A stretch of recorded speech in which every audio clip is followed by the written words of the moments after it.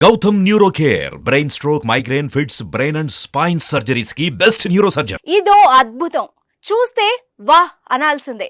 ఇప్పటి వరకు రాతిపై శిల్పం చెక్కడం చూసాం, చెట్ల ఆకులపై ప్రముఖుల చిత్రాలు, సినీ తారల ఫోటోలు చేయడం చూసాం, ఇంకాస్త ముందుకు వెళ్తే చాక్ పీస్లపై కూడా బొమ్మలు చెక్కడం చూసాం.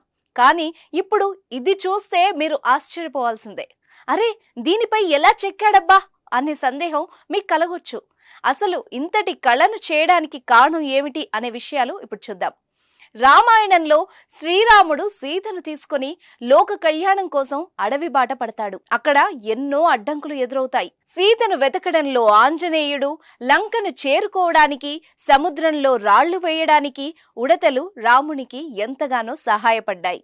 అక్కడ ఒక్కొక్కరు ఒక్కొక్కలా రామునిపై ఉన్న అభిమానాన్ని చూపారు. తాజాగా ఇప్పుడు ఇదే సీన్ రిపీట్ అయింది. ఇదేంటి అనుకుంటున్నారా? అయితే ఈ విషయం మీరు తెలుసుకోవాల్సిందే. అయోధ్యలో బాలరాముడి ప్రాణ ప్రతిష్ఠ నేపథ్యంలో జగమంతా రామమయంగా మారింది. ఈ శుభ సందర్భంగా ఓ సూక్ష్మ కళాకారుడు తమదైన శైలిలో రామభక్తిని ప్రదర్శించాడు. పెన్సిల్ మొనపై అతి సూక్ష్మ హనుమంతుడి కళారూపం చెక్కి ఔరా అనిపించాడు. 2 సెంటీమీటర్ల ఎత్తు, 1.2 సెంటీమీటర్ల వెడల్పుతో మైక్రో ఆర్ట్ చేశాడు వెంకటేష్. 5 గంటల పాటు శ్రమించి అద్భుతమైన కళాఖండాన్ని రూపొందించాడు.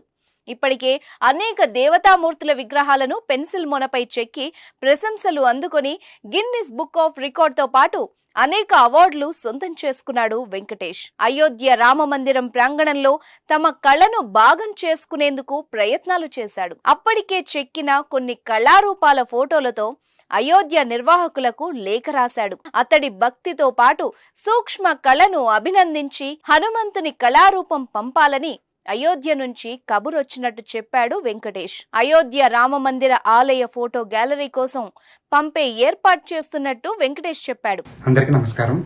నా పేరు గట్టి వెంకటేష్. నేను సూక్ష్మ కళాకారిని మరియు Guinness book of world record holder. తాజాగా నేను హనుమాన్ ప్రతిరూపాన్ని నేను పెన్సిల్ ముళ్ళపై చేయడం జరిగింది. అది కూడా నేను 6 మిల్లీమీటర్ల వెడల్పు, 20 మిల్లీమీటర్ల పొడవుపై నేను ఆ యొక్క పెన్సిల్ పై చేయడం జరిగింది. నేను చేసిన ఈ యొక్క కళాఖండాన్ని నేను అయోధ్య రామ మందిరానికి ఒక లేఖ రాయడం జరిగింది. సో వాళ్ళు నన్ను దాన్ని అంగీకరించి నా యొక్క ఈ యొక్క కళను అక్కడ పెట్టడానికి వాళ్ళు అంగీకరించారు. తాను చేసిన సూక్ష్మ కళాఖండం అయోధ్యలో భాగమవ్వడం అంతకన్నా గొప్ప విషయం ఏముంటుందని అంటున్నాడు ఈ మైక్రో ఆర్టిస్ట్.